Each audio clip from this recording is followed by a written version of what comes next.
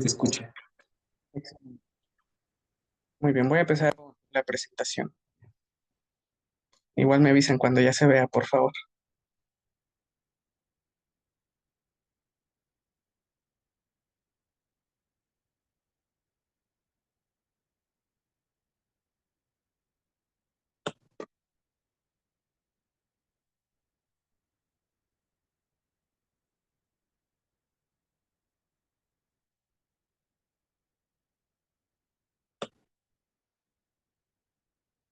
¿Ya se ve? No, Se sigue viendo mi presentación. Oh, rayos. Según yo ya la puse, pero me parece que debes dejar de compartir pantalla, compañera. no, de hecho la estaba compartiendo yo mismo. Ah, ok. Sí, sí, sí. Denme un momentito, no tarda.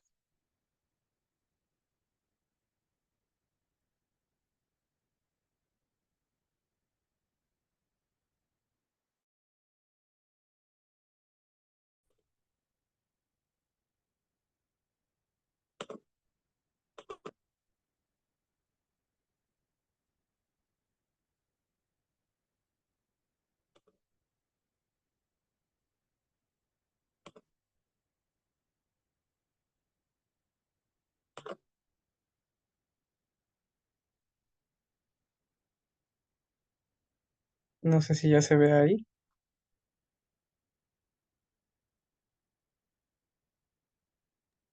Está cargando. Ok, perfecto. Me avisan, porfa, para empezar. Ya se ve, Luis. Muy bien. No sé si se ve completa o nada más se ve como la presentación de PowerPoint. La presentación de PowerPoint. Ah, ok, permítanme, dejen colocarla completa.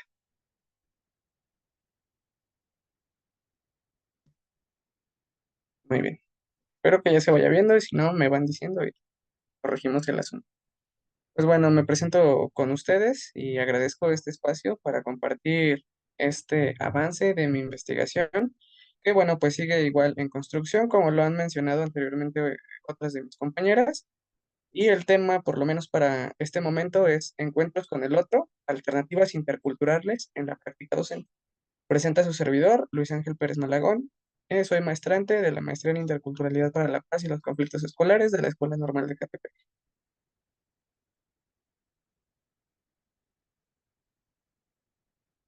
Bueno, como primer punto, me gustaría colocarles en contexto de cuál es el propósito o por qué es que nace esta investigación. Pues dicha investigación surge de la vivencia que tengo yo en mi práctica profesional como docente en un primer momento y se ha ido transformando ya que ahora me cumpliendo con otro rol dentro de la escuela primaria. Surge en un primer momento siendo yo maestro frente a grupo, donde tengo contacto pues vaya, con las personas que integran a lo que es una comunidad de estudiantes y principalmente estudiantes en el aula.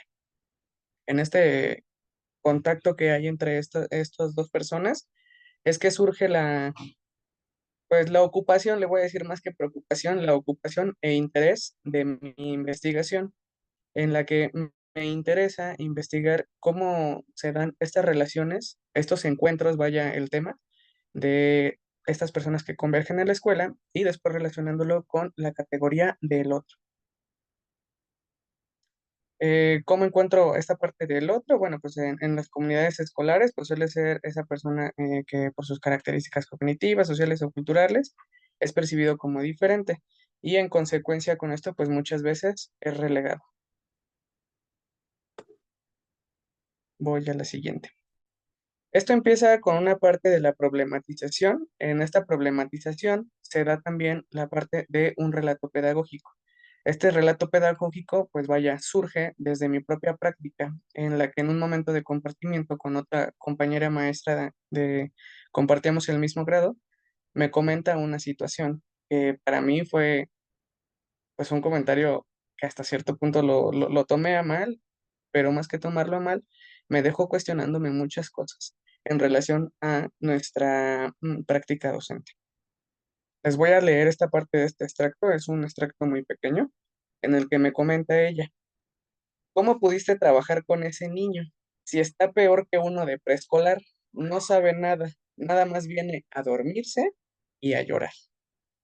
He de decirles, para aclarar este comentario, no sacarlos tanto de contexto, sino estar más dentro de él, yo tenía a un estudiante diagnosticado con retraso mental. El niño estuvo trabajando conmigo, posteriormente se da de baja por situaciones personales, después de un tiempo regresa y por cuestiones administrativas el niño ya no puede regresar a mi grupo, sino que lo ubican en un nuevo grupo, con esta compañera maestra que fue la que me realizó este comentario. Al ella realizarme este comentario, bueno, pues vaya, el pretexto de mi investigación pues surge desde la propia práctica como docente en el encuentro con estudiantes otros. Este término del otro ya lo fui encontrando cuando me coloqué en la maestría. Este término yo por completo lo desconocía, fue hasta que entré a la maestría que lo conocí y empecé a cuestionarme muchas cosas que hasta ese momento uno tiene normalizadas, por lo menos hablo desde mi propia experiencia, que tienes normalizadas como docentes. Esta parte en la que a veces es normal pláticas entre docentes en las que se etiquetan a los estudiantes. Con esta categoría del otro, bueno, pues surge el problematizar qué está sucediendo en las escuelas, en los encuentros con la o el otro, y si realmente conocemos este alcance de esta categoría de lo que es el otro. Por otra parte, y es una de las que me parecen más importantes hasta el momento dentro de mi investigación, es qué nos dice el discurso o los discursos oficiales y cómo se vive en la realidad de la práctica docente. Porque una cosa muy cierta es lo que nos dice el discurso oficial y otra muy distinta lo que pasa en la realidad. Para esto, las categorías que se colocan con estos referentes teóricos, pues una de ellas es Catherine Walsh, que nos habla de la interculturalidad crítica, Enrique Dussel, que nos habla del colonialismo, Carlos Escliar, que nos habla del otro, y Pablo Bain, que nos habla desde el papel de la escuela. Poco a poco voy a ir retomando a estos referentes teóricos en una parte más adelante para no extenderme más. Bien, vamos a empezar primero con el papel de la escuela. Pues históricamente el papel de la escuela ha sido ser ese centro en el que se lleva un proyecto universal establecido por el Estado-Nación, cumpliendo la escuela siendo este eje que cumple con lo que el Estado-Nación manda para formar a los niños que asisten, por lo menos en esta parte de la educación pública, que asisten a las escuelas para formarse con un programa de estudios en específico, para cumplir con un tiempo, unos días, un horario en específico para poder formar. Pero en algún momento nos hemos preguntado, y es aquí que empieza esta parte también de la problematización, ¿para qué o para quién está pensada esa formación? ¿Está pensada para los estudiantes o está pensada para el Estado-Nación? Hasta este punto, pues pareciera ser que la educación o las escuelas son un ente homogenizador. ¿Por qué? Porque se busca formar a todos bajo lo mismo. Bien, Bain nos menciona que detrás de esta noble intención, que conducía a pensar que todo el conocimiento humano debía ser conocido por todos los hombres, la pansofia estuvo fuertemente asociada a un método que traducía igualdad como homogeneidad. Y pues vaya, esto es algo que nos ofrece el plan y programas de estudios, que sí nos dan esta igualdad, pero dentro de esta igualdad se maneja una homogeneidad en la que a todos se les busca formar de la misma manera. Voy a pasar a otra de las categorías que toca Enrique Dussel, que es el otro desde el colonialismo.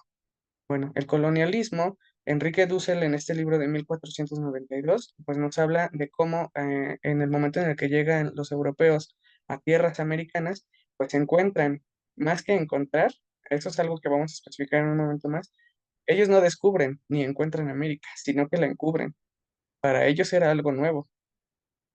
Al tener este pensamiento europeo, donde todos tenían este mismo pensamiento, esta misma forma de ser, esta misma forma de vestir, pues al llegar a tierras americanas se encuentran con personas completamente distintas, con estos originarios americanos indígenas que tenían una cultura distinta, tradiciones distintas, formas de vestir distintas y formas de sentir distintas a la que tenía el europeo. De ahí surge que el colonialismo concibe con lo que hoy conocemos como el otro, con la llegada del ente europeo a tierras americanas. Con esta llegada se coloca una sola identidad, que es la europea, eliminando y encubriendo a las demás, marcando así en la historia la búsqueda de una figura unificada en la sociedad. Esto también se retoma pues dentro de los programas de estudio. El otro, desde el colonialismo, esta parte es una cita que recupero de Enrique Dussel. Ante la imposición de la unificada identidad europea, es el modo como desapareció el otro, el indio. No fue descubierto como otro, sino como lo mismo, ya conocido, el asiático y solo reconocido, negado entonces como otro, encubierto. Ahora lo voy a relacionar con esta parte de lo que es la interculturalidad y cómo ésta se ve dentro de la nueva escuela mexicana. Es una realidad y está en auge esta palabra de interculturalidad dentro del programa de estudios en el que se nos menciona una interculturalidad crítica. Y bueno, pues hoy con la nueva escuela mexicana se pretende contar con formas otras de ser y construir en la educación a tal punto de decolonizar la forma de acercar el conocimiento en las aulas, recuperando a la educación como algo de y para el pueblo. Tan solo hoy los programas de estudios, el programa de la nueva escuela mexicana, está enfocado en generar un aprendizaje en comunidad. Pero este foco problemático de la interculturalidad no reside solamente en las poblaciones indígenas, que eso es algo que destaca la nueva escuela mexicana. Piensa en una interculturalidad crítica desde, por y para los indígenas. Esta cita la recupera Walsh en Rivera 1999 y nos plantea que el foco problemático de la interculturalidad no reside solamente en las poblaciones indígenas y afrodescendientes, sino en todos los sectores de la sociedad, con inclusión de los blancos mestizos occidentalizados. Dentro de todo estas categorías surge la necesidad de también implementar una serie de entrevistas realizadas a docentes de educación primaria. Estas entrevistas son semiestructuradas y para no alargarme más en esta parte de las entrevistas, voy a ser muy específico con unos de los hallazgos de la realidad de estas entrevistas. Uno de estos testimonios de entrevista de un maestro del cual me guardo el nombre, yo siempre he pensado que entre maestros nos encontramos de todo, pero yo me referiría al otro en ese sentido. La verdad, a la otra, no quiero decir nombres, pero es alguien con quien he tenido una forma diferente de pensar, diferencias personales incluso. Me referiría a esa persona, pues así. Aquí se identifica al otro desde la diferencia. Bien, Rosas 2023 nos menciona, este último es otro, no por ser alguien distinto a mí, al yo, sino porque las relaciones de poder lo han convertido en el extraño, el extranjero, el ajeno, el raro, el monstruo. Esta cita ya la comentaban algunas de mis compañeras en la parte de atrás, y bueno, pues marcar el otro se marca desde lo negativo y no desde lo que podríamos construir junto con estas personas que se llegan a identificar como los otros. Bien. Vamos a llegar a esta parte de el cierre. Y bueno, para mí el realizar esta investigación y el estar dentro de la maestría me ha hecho decolonizar y cuestionarme muchas de las cosas que llegué a naturalizar dentro de mi propia práctica. He de comentarles que hoy en día me encuentro como director y he podido observar en dos contextos distintos, en dos municipios distintos, que se siguen notando esto a pesar de que son lugares distintos, estas características en las que cuando nos encontramos con la diferencia, se le excluye, se le estigmatiza, se le etiqueta. La interculturalidad no es conocida hoy en las escuelas, ya que este programa de estudios establecido por la nueva escuela mexicana o llevado a cabo como la nueva escuela mexicana es un plan que se implementó de la noche a la mañana y a los maestros realmente no se les dio una capacitación, por así decirlo, sino que lo han ido construyendo ellos mismos en el transcurso de estos 2, 3 años que lleva este programa de estudios. De ahí surge que este cierre se dé, pues, comentando que es de suma importancia empezar a cuestionar las prácticas educativas que naturalizan la exclusión y explorar las posibilidades de reconstrucción de la práctica docente desde una perspectiva intercultural crítica y humanista que reconozca la alteridad como una fuente de colonizadora de aprendizaje mutuo y transformación personal y profesional. Primero que nada, habría que empezar trabajando con los maestros.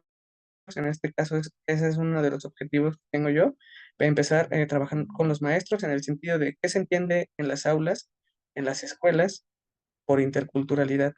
Cómo empezamos a trabajar esa interculturalidad y si es una realidad que se va a llevar a cabo o solamente se encuentra en una constante transformación y construcción, como lo menciona Catherine Walsh.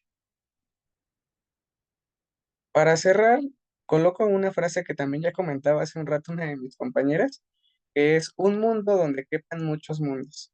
Bueno, pues esta frase para mí me resulta muy bonita porque así siento que debería de ser la educación. Realmente tenemos una diversidad tan linda dentro de las aulas, dentro de las escuelas, no solamente con con los estudiantes, sino también con los maestros. Y podríamos sacar muchísimo provecho de esto.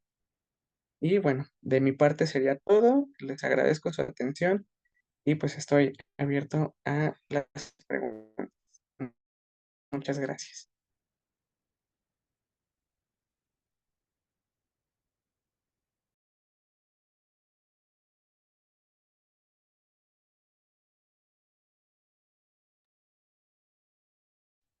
Muy bien, muchas gracias, compañero, por compartir nuestra investigación. Ahora sí, pasemos a la sección de preguntas y respuestas. ¿Sí?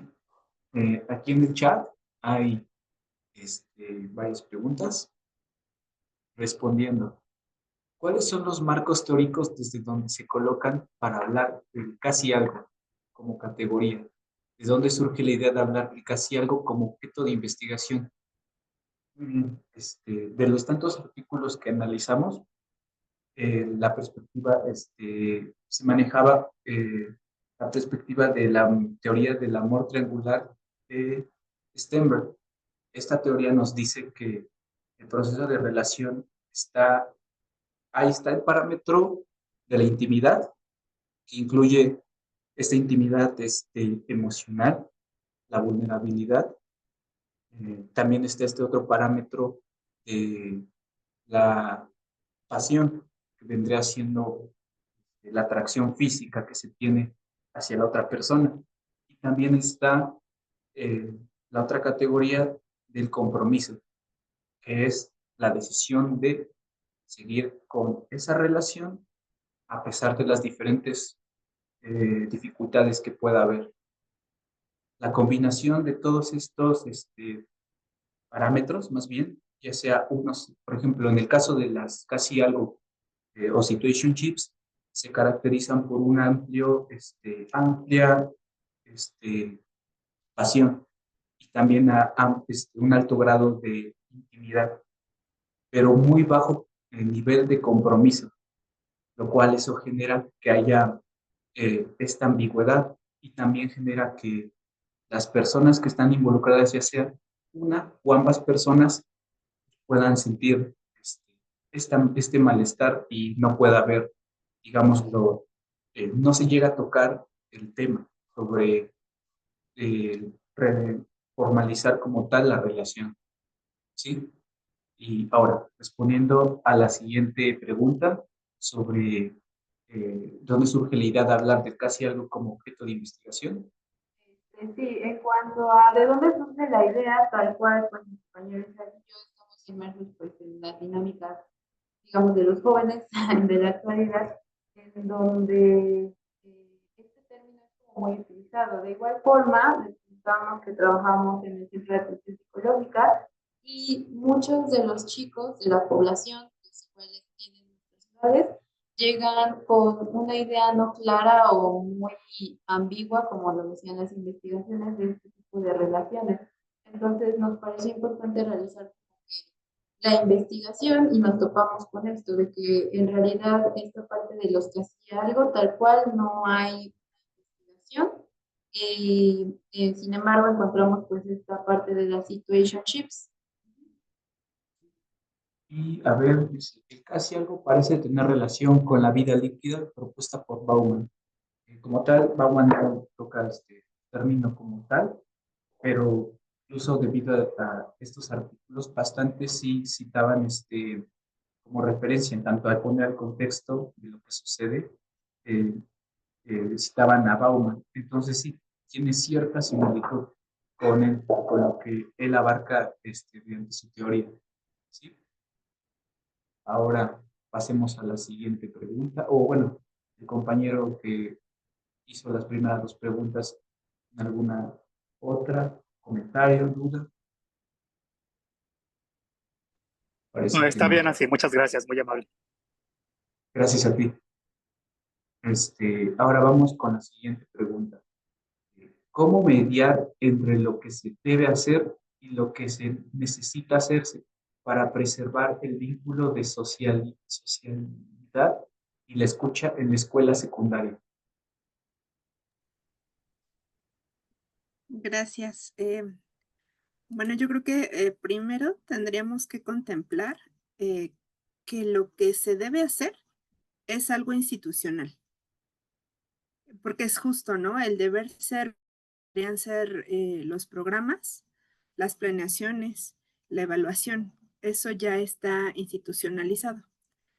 Pero lo que necesita hacerse es desde esta parte de la vivencia, de lo que ocurre frente a nuestros ojos como docentes, eso que dejamos pasar desapercibido en las voces de los estudiantes, en sus miradas incluso, ¿no? En sus gestos, en sus bromas, en sus comentarios de pasillo, quizá.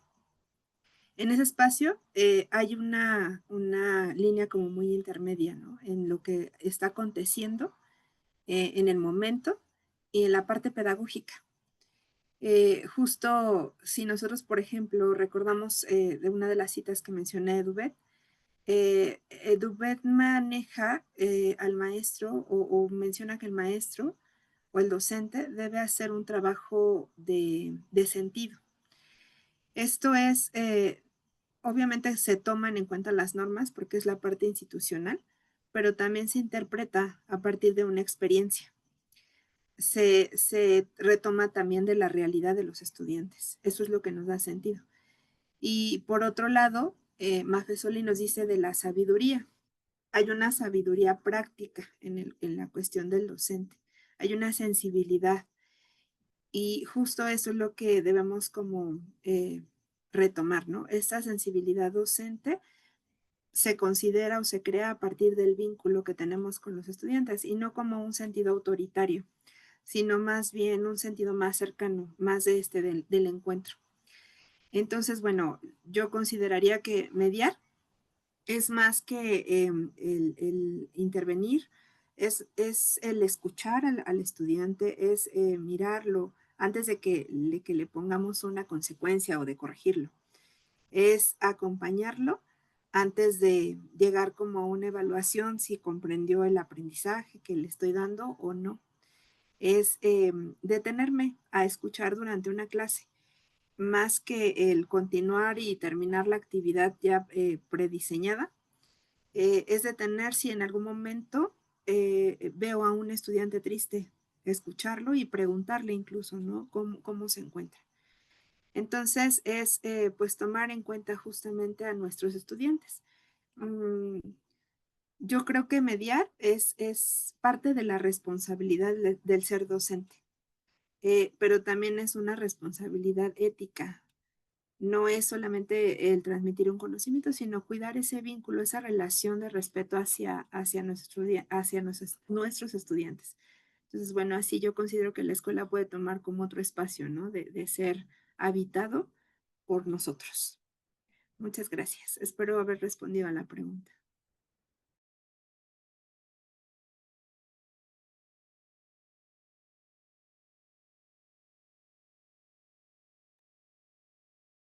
Bueno, hasta los docentes se perciben silenciados, un comentario. Y sí, pasa a ser que sí. La última pregunta nos dice, ¿es posible transformar el adultocentrismo como práctica colonialista desde la escuela? De ser así, ¿cómo sería?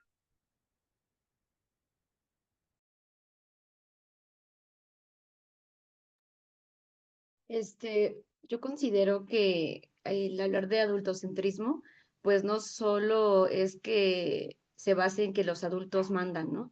sino es una forma de jerarquía social, inclusive epistemológica, donde considero que los adultos saben, donde se considera básicamente que los adultos saben más que los jóvenes o nuestros estudiantes, por lo que ellos pues tienen pues menos autoridad, inclusive experiencia o derecho de decidir.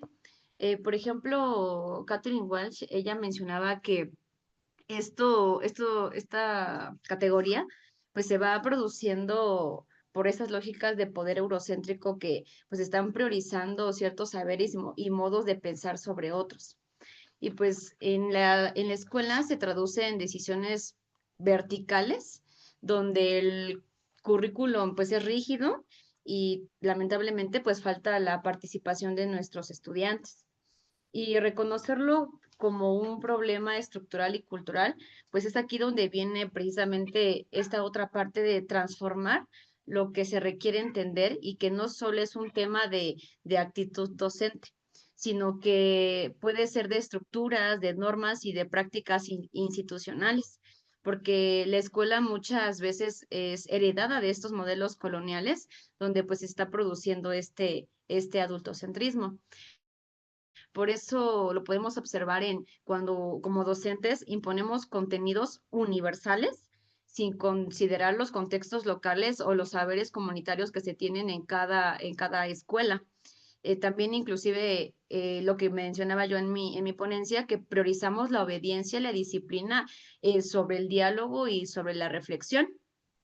Por eso yo me gustaría que estas formas o esa transformación del docente en conjunto a los estudiantes, pues sea a través del diálogo horizontal. ¿Esto para qué? Para crear espacios donde los estudiantes y docentes pues puedan expresarse y tomar decisiones juntos. Esto completamente rompería con la verticalidad del poder. Otro aspecto importante sería que tener esa escucha activa y la validación de saberes. Valorar las experiencias, los conocimientos y las formas de pensar de nuestros estudiantes, así como pues estos saberes que se tienen en comunidad, ¿no? No dejarlos de lado.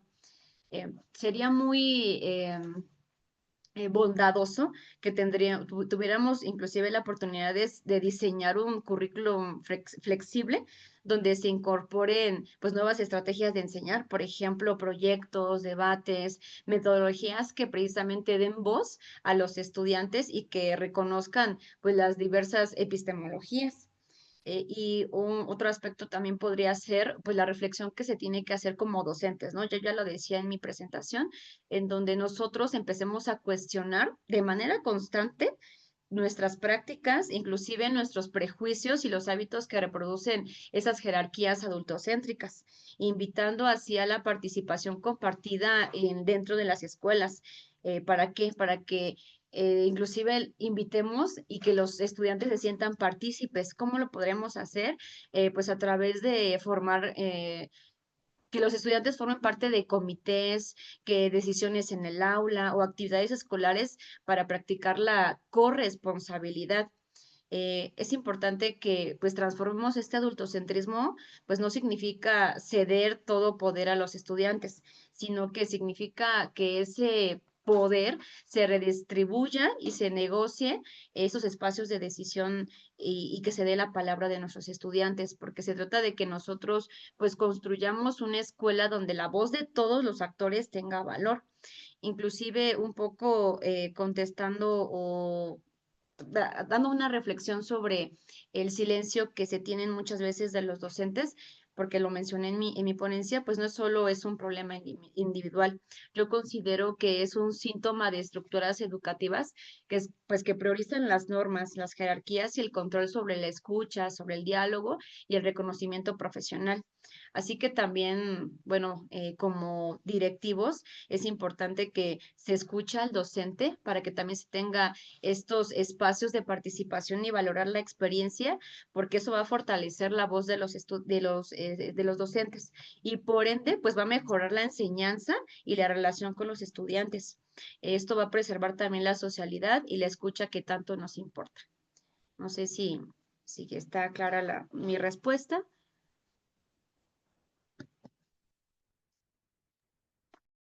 Perfecto, creo que sería todo.